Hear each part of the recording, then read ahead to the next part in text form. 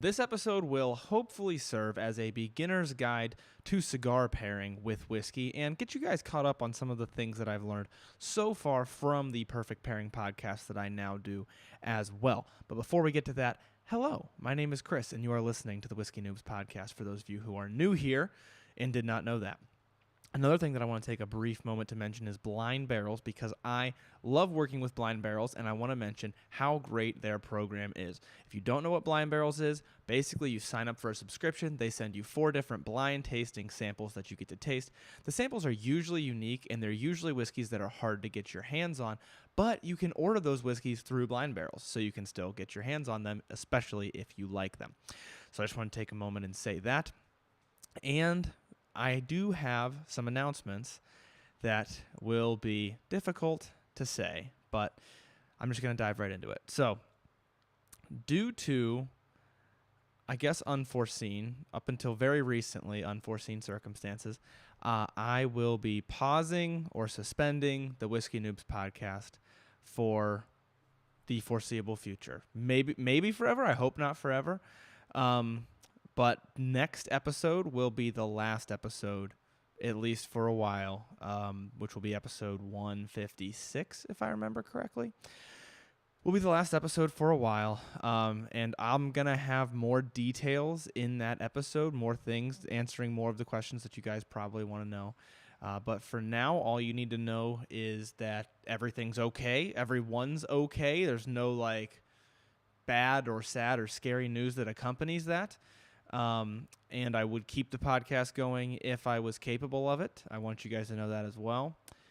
And I feel like maybe there was something else that I wanted to say, but if it comes back to me, I will let you guys know. So that might be a little bit unexpected for you guys. I know it's definitely unexpected for me because, like I said, a lot has been going on in the background that I'll get a little bit more into next episode that has made this appear to be necessary. So I don't know how far into detail. I don't want to get too in the weeds here. If I try to improv it, then it's all going to come out wrong. So I'll have more information on that for the next episode, which will be a Q&A episode, and once again will be the last episode. So if you guys do have any questions, though, feel free to just shoot me a DM or shoot me an email, whiskeynoobspodcast@gmail.com, and I will help field any questions or maybe gather up questions and then do some FAQs on the Instagram if that, if it seems to be appropriate, if there's enough repeating questions. So it's bittersweet. I do truly think that I will be able to bring you guys better content, and I guess the only other thing that I'll say for right now is I feel like I'm giving you guys a lot of content, but not necessarily the best content, not necessarily the most engaging content. I don't get to reply to a lot of comments. I don't get to answer a lot of DMs. So I think this is going to be an improvement for the better. That's the plan. That's the hope. And like patrons as well, there's other things that I'm working on in the background to hopefully get some of that figured out. So there's a lot of plans that I will talk about in the next episode, and some of you guys might already know. I might tell the patrons beforehand because you guys have been supporting the show for so long, and I feel that you might be getting the shortest end of the stick here. But I'm hoping to flip this to make some value for you guys. So all of that's a long-winded way of saying this has been a great ride, and I will give you guys more information in the next episode. So just, I guess, hold your questions until then, and I will hopefully answer everything in next week's episode. So along with answering your guys' Q&As, because I will still be doing that. All right. I took longer to say that than I thought I was going to, and I'm sure next week is just going to be a lot of rambling. But thank you guys so much for everything, for getting this far, and for everything we've built. And I'm not going anywhere in terms of social media and things like that. There's a lot going on over there that I still am going to be working on.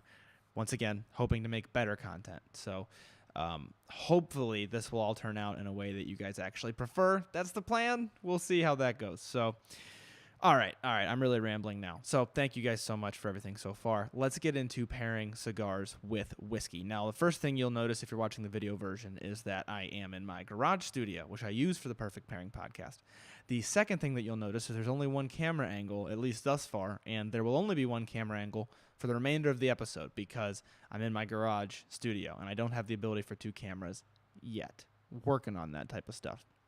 I also am working on being able to film more content out here because I want to do some cigar content and things like that. The reason we're in the garage studio is because we are smoking a cigar today. And let me explain what we're smoking, what we're drinking, and why we are smoking and drinking these things. So, on the Perfect Pairing podcast, there was an episode where we had Ardbeg 10-year, heavily peated scotch, and we had it with a Maduro cigar, the GTO La Cura. And what was amazing about it is it took away the harshness of the peat smoke. It made it very approachable, very easy to drink the Ardbeg. And I thought that was a really interesting interaction. I thought that was a really important lesson learned because I did not know that a cigar could take away the peat smoke that much. It made Ardbeg so approachable. It was beyond anything that I had really realized a pairing could do. That was one of the most extreme examples of a pairing that I had had. And so I thought it was a really good example, and I wanted to somewhat recreate that. Now, I don't know. I don't know. Okay, a lot going on in my brain lately. I don't know why. I thought Dewars 12 had a little bit more peat to it than it does. It has a light peatiness to it. For some reason, I the white label has a lot of peatiness to it, and I was thinking it was more in that ballpark. But we have Dewars 12yr for this episode, which has a little bit of peat to it. And it's also much less expensive than Ardbeg 12yr.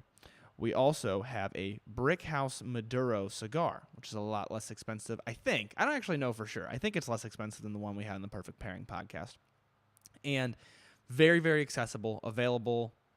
Almost all brick and mortar shops that I've been to have had the Brickhouse lineup. So should be very accessible. And also, I'm hoping not quite as dark as that La Cura that we had in the Perfect Pairing podcast because I want to try to recreate this semi-budget version. I think there's a couple things we're going to learn from that. Well, there's one very important thing we're going to learn from that. Either a similar thing is going to happen where the maltiness or the peatiness completely goes away, or something totally different is going to happen. And either way, I think we're going to learn something. But I also want to walk through some of the things that I've learned on Perfect Pairing podcast to hopefully help you guys with your cigar and whiskey pairings, because I know how much fun it is to pair things. That's why we came out with the Perfect Pairing podcast.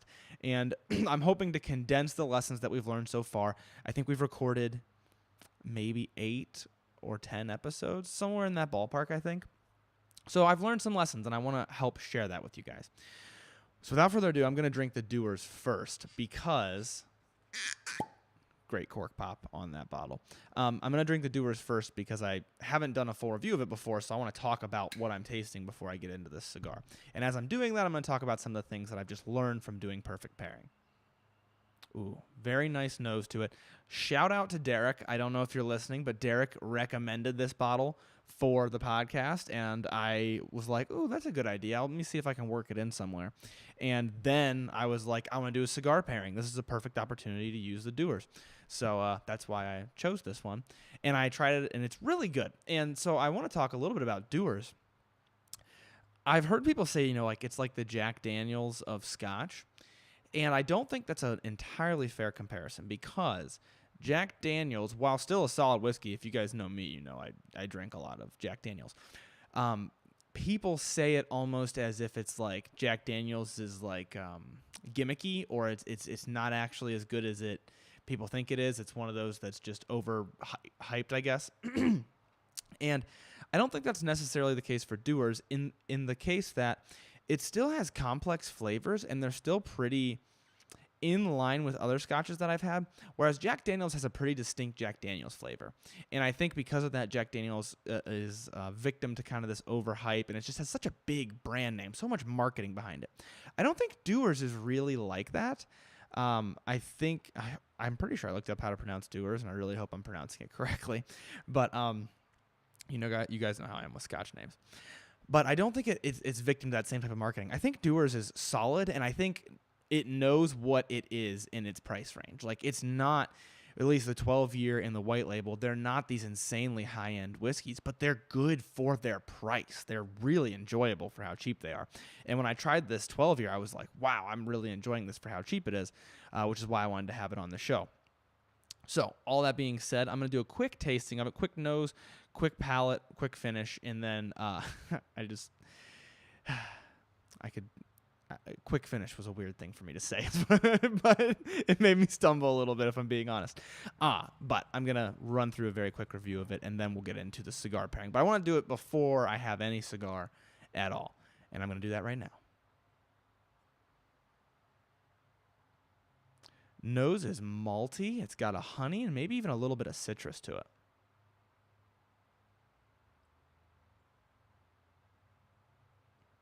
There might be a light peat on the nose, but it's so light that it could even just kind of be mixed in with that maltiness and like the kind of funkiness of the malt. This has the malt flavor that's somewhat funky like Monkey Shoulder has. Let's dive into the palate. Oh, man. I think maybe there's a light peat smoke, maybe, but it's light. This actually is just very full-bodied, and the last time I tried it was a little while ago, to be clear. It's very full-bodied, very complex flavors in this price range. I'm kind of gaining even more respect for this. I remembered that I liked it, but wow, that has a pretty full body is the only word that I'm coming up with. A very full-bodied flavor. Like, it's still very smooth, but there's a lot of body going on. There's definitely that malt. There's a little bit of a funk. There's a little bit of a citrus. Some honey, maybe it's more of like a brown sugar. It's like a little darker than honey, or like a dark honey. You know how sometimes honeys are lighter or darker. It's like got that more dark flavor to it. Like a lot of pop of flavor on that first sip. I'm very impressed by it so far. Since I do have to review this rather quickly, I'm going to run through what they say on their website about it first. And then we'll get into the cigar pairing. So what do they say? Actually, they only put 3 flavor notes. They put floral, spice, and rich fruit. So very, very limited flavor notes on their website. Oh, here's a little bit more. So they have flavor notes, but then up above in the paragraph, looks like they say something. Indulge your curiosity and discover a whiskey double-aged in first-fill bourbon casks with a far greater breadth and depth of flavor, with vibrant notes of apples and citrus on the nose, lush floral notes on the palate, and a butterscotch and vanilla on the finish. Butterscotch is a better sweetness descriptor than honey, like I was saying. And then apples, citrus. Yeah, I definitely think citrus. I'm not so sure about the apple. I guess you could say that. But yeah, so those are the flavor notes they give you on their website. And then just the quick stats of this. This is a 12-year-old Scotch. It is blended. It's they say double aged in first fill bourbon casks. So put in a first fill, take it out, put in another first fill to get as much of that flavor as you can. This is 40% alcohol by volume.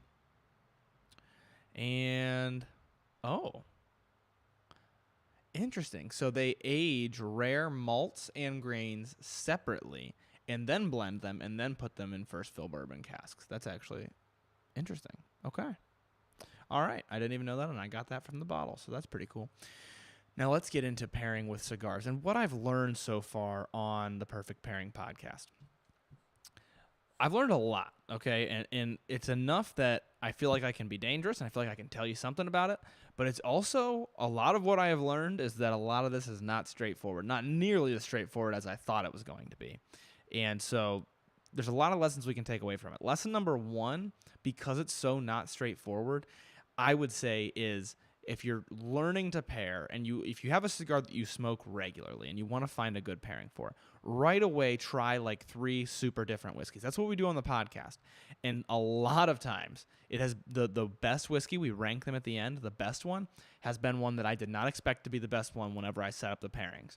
So that's happened a couple times. There's been one where I just threw it in there because it was different. And I was like, that's probably not going to go well with this cigar. And then it was our favorite.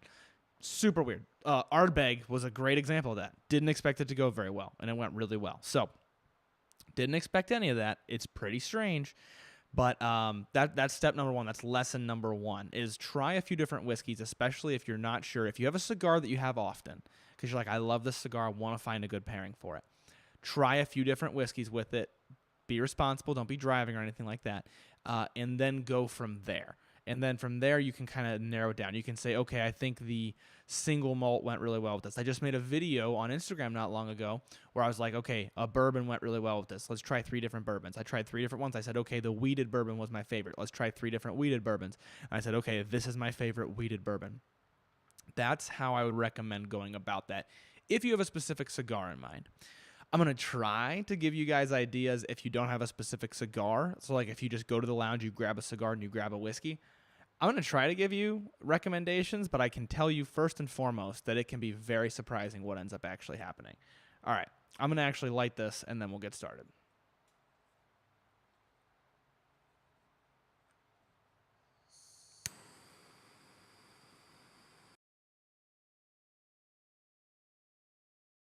Ooh, this Brickhouse Maduro.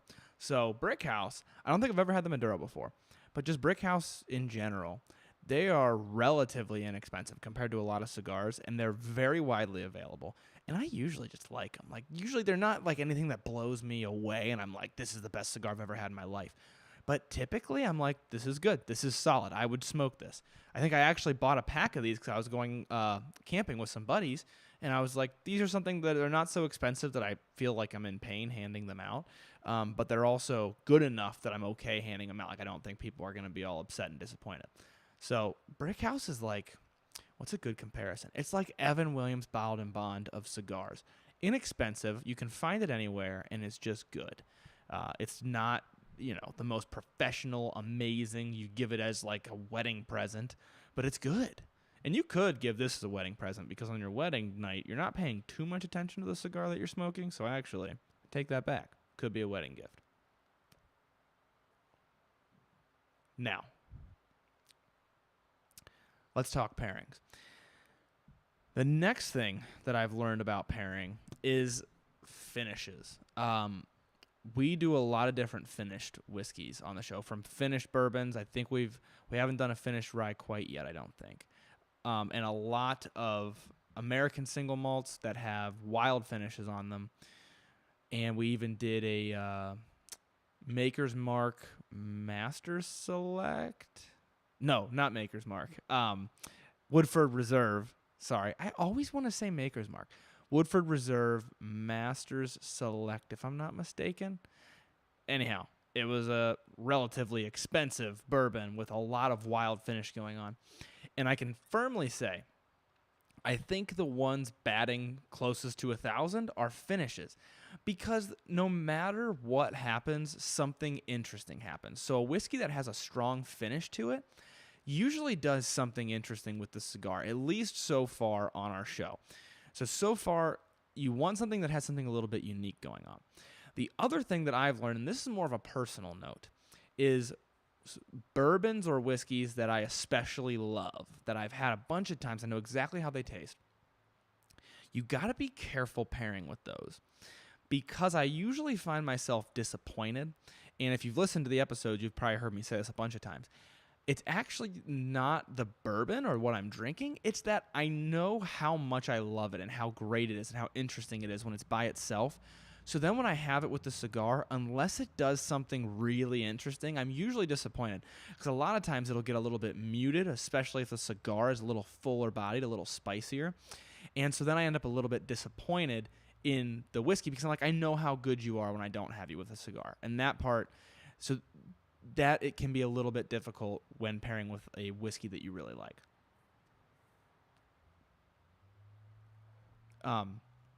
That being said, I mentioned, especially if it's a fuller body cigar. This is a general rule that I've given before, and it still stands. If you go with a really full-bodied cigar, if your whiskey has a body to it, your cigar has a body to it. Whichever one's bigger, most of the time, and this is not always, but most of the time, it's going to dominate. If your cigar is full-bodied and your whiskey has a light body, a lot of times the cigar is going to dominate. If you've got a full-bodied, spiced, high rye bourbon, spicy, not spiced, spicy, high rye bourbon, and you're pairing it with a light Connecticut cigar, a lot of times the bourbon's going to overpower the cigar. Weirdly, just a couple episodes ago, that episode might not even be out yet. I don't know for sure. We had a very light-bodied whiskey with a pretty heavy-bodied cigar, and it was the weirdest thing. They like didn't interact at all. Like, it was like the whiskey still tasted exactly like the whiskey. The cigar still tasted exactly like the cigar for both me and Adam. Even though we went back and forth, cigar, whiskey, they still tasted the same. It was wild. So that can happen. But as a general rule, whichever one you don't want to have muted at all, that one should be a little bit fuller bodied than the other. Now, let me try some of this Dewars and see what's happening here. No matter what, we're going to learn something. I can guarantee you that. Oh, wow. Let me do that again. What a nice pop of that fruity sweetness. So, while this is not nearly as peaty as Ardbeg is, it's still got a similar thing happening where the malty funk, and maybe if there was any peat there, maybe a little bit of that, it's all like gone, and it has made the fruitiness of the whiskey just pop.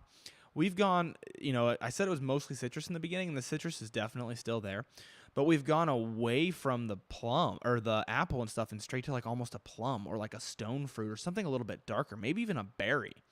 It reminds me of like a wine finish. This isn't wine finished of Scotch. This Scotch isn't wine finished at all, but it reminds me of that, where it's got like that dark fruit to it. Very interesting. I'm excited to dig in a little bit more with this cigar. I got to keep it going. I like to gab a lot, and I got to keep this cigar going. I about let it go out. It's just barely alive.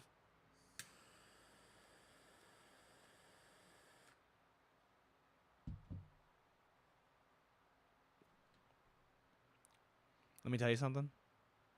If you think solo podcasting is difficult, solo podcasting with a cigar and trying to keep the cigar lit, insanely difficult.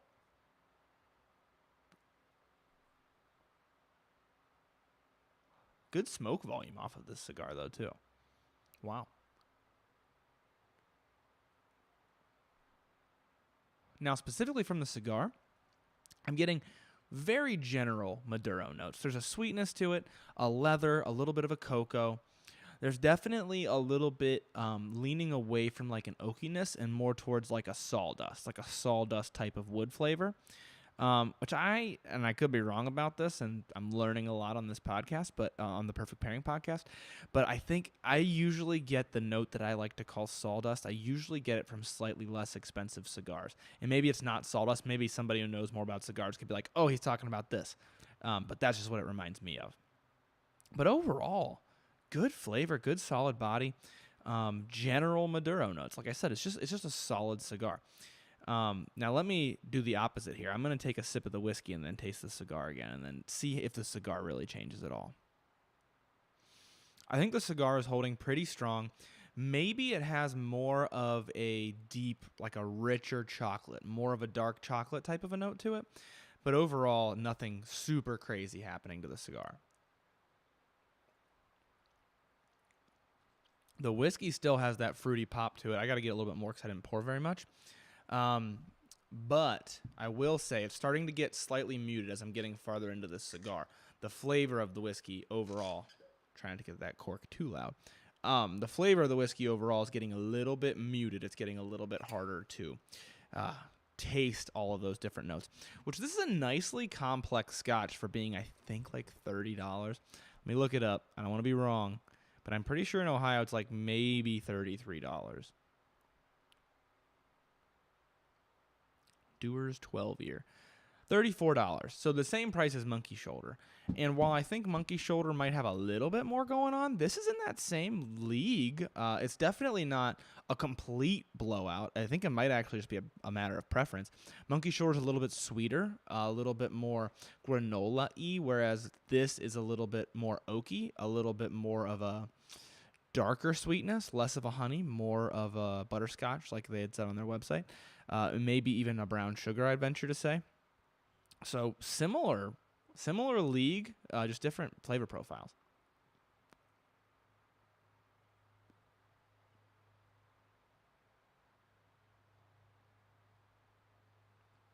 All right. Let me dig one more. I'm going to go back and forth one more time, and then we'll talk a little bit more about some lessons learned. So the next thing that I think I can say is Well, at least what I know I can say is that I'm 2 for 2 on full-bodied, somewhat funky scotches going well with Maduros. So that's not a hard and fast rule. That's just my experience so far, and especially for my palate. But so far, so good. And I'm really happy that this pairing worked out because these are both relatively inexpensive. This is a nice pairing for a budget, like on a budget. The next thing that I want to say is I've mentioned a bunch of times how it's not intuitive, right? Something else that's really not intuitive about pairing cigars and whiskey is that it's not always, oh, lighter whiskeys go well with this cigar. Let me give you an example.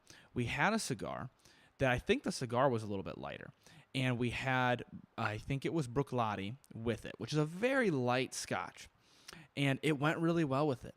And then we had Redwood Empire's Lost Monarch. Now, this is a very different flavor profile from the Bruichladdich, but it's still light. It's got a little bit of a spice, a little bit of an oak to it, but it's still lighter. So you would think that they would score at least similarly. Totally different. It did not go well with that cigar. We had it later with a different cigar. I forget if it was a full-bodied cigar or not. We had it later with a different cigar, and it was phenomenal. So it wasn't the whiskey. It was just the pairing.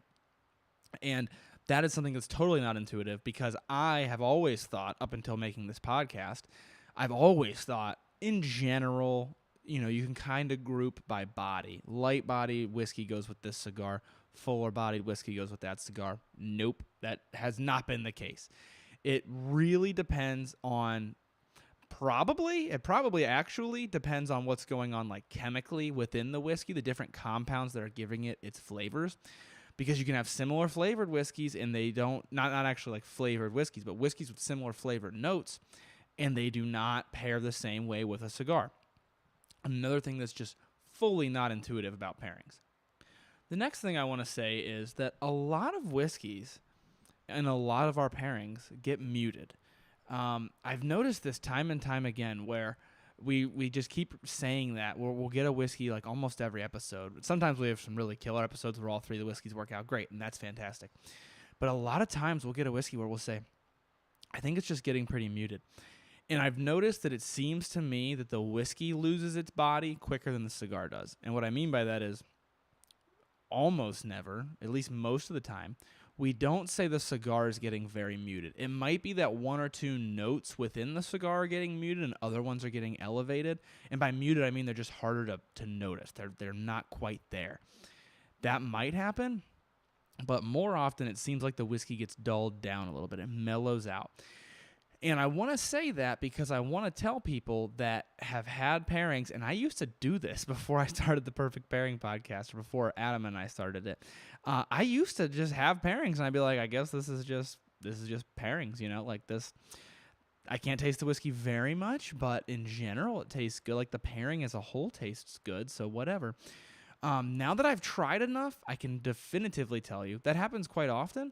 But there are some pairings out there that will knock your socks off. There are some out there that they just get elevated so nicely, and nice factors of the whiskey get elevated, and you really notice it, and they really pop. That's actually kind of happening here with this Dewars, where, sure, the maltiness is getting a little bit mellowed out. It's kind of going away. But there's like a fruity pop to it now that wasn't there before. So don't just brute force it and say like, oh, I think because of the heaviness of the smoke, whiskey just always goes away. That's not necessarily the case. Now, if you have some insanely strong cigar, maybe, I haven't tried it yet, but maybe that would be the case. But usually it's not. Usually there's a good pairing, and we have 3 per episode. Usually at least one of them works out. So don't just brute force it and think, this just doesn't taste great, but pairings just don't taste great. Don't just assume that, first of all. And there was something else I wanted to say. I thought of it while I was saying that, and now I need to rethink of it. Let me puff my cigar and think about that.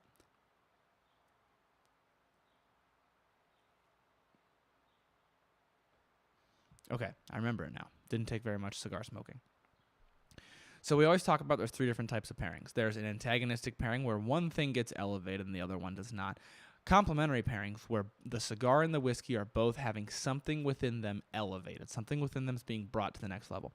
And then there's an ultra pairing where some new flavor is coming out of them that you would not normally get by themselves. Like you couldn't get it from them by themselves, but some new flavor is happening.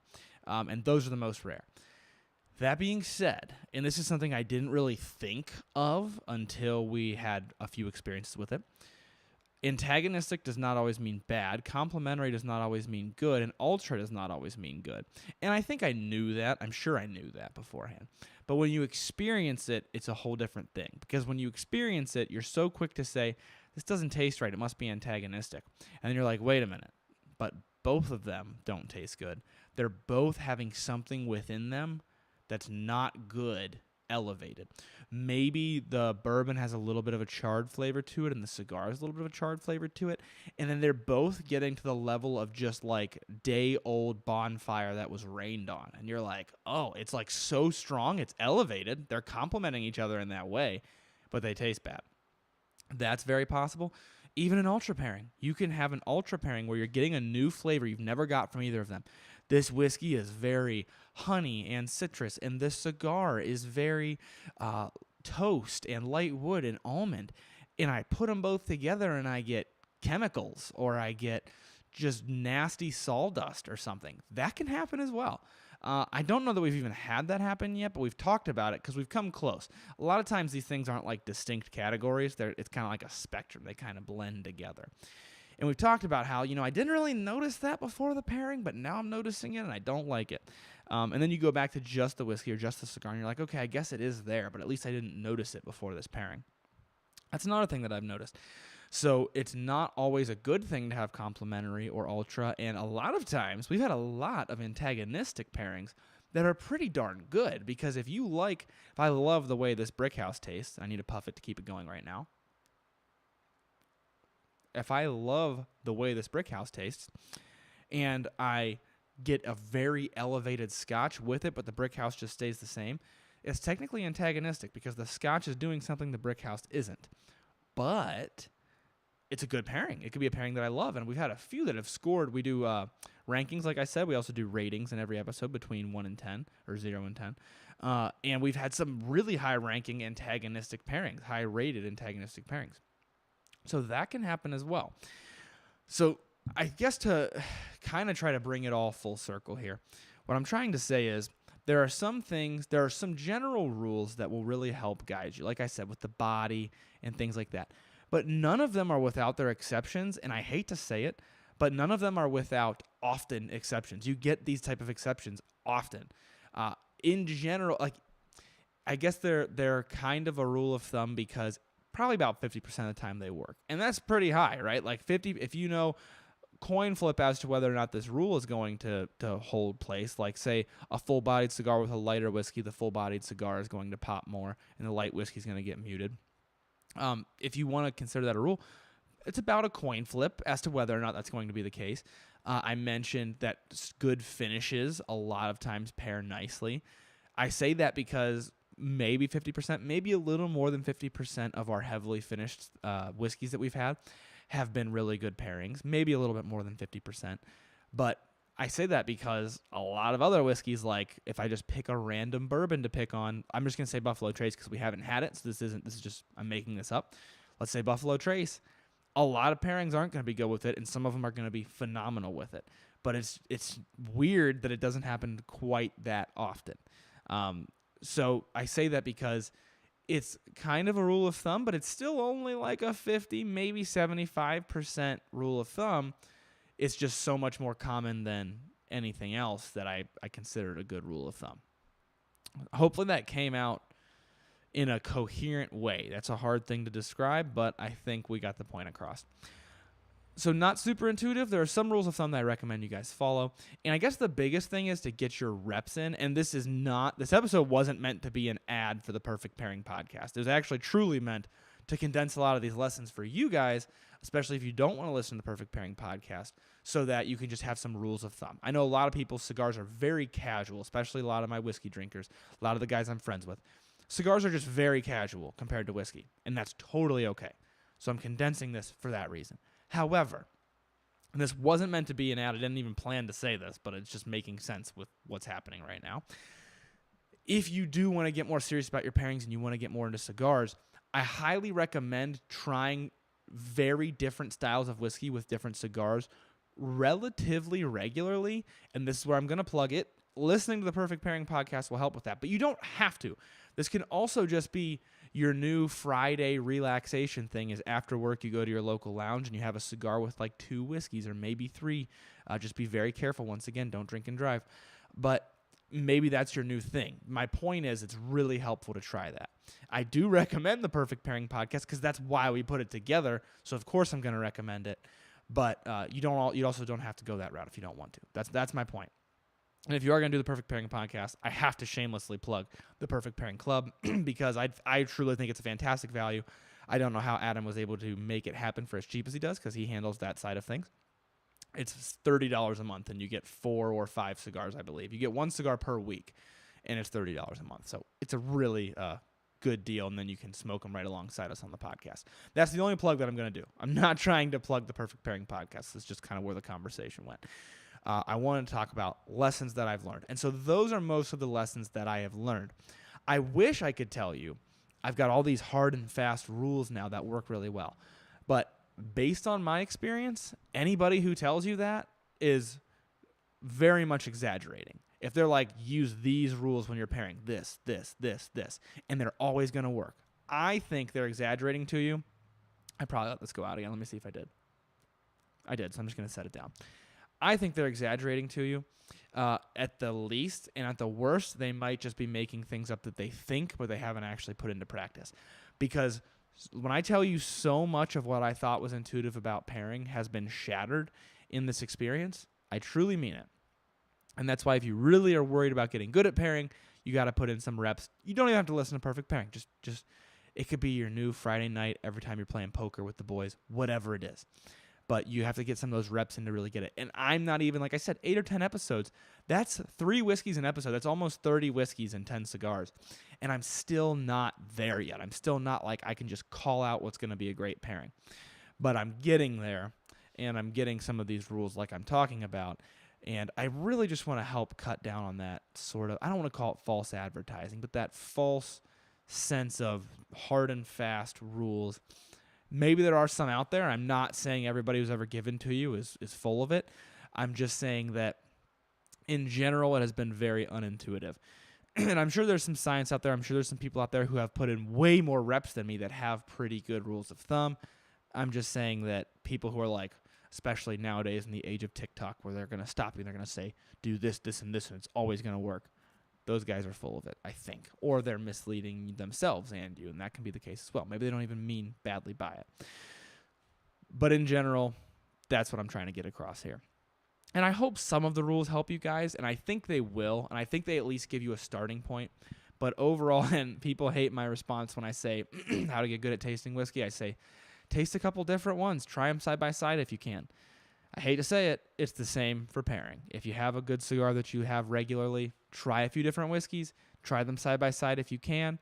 Maybe try them blind. We haven't done that yet, but maybe try them blind.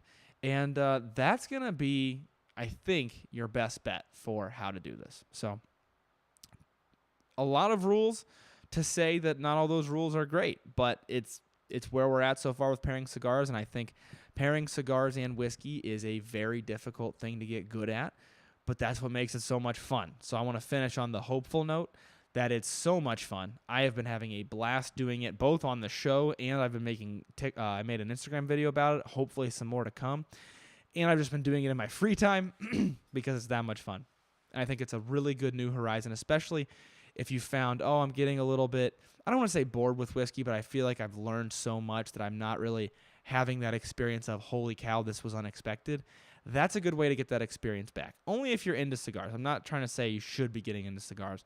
I'm certainly not a doctor, but I do think that's a fun new horizon. At least it has been for me. I think it could be for you, and that is why I wanted to put this episode together. I think it's a very hopeful note for us to end on.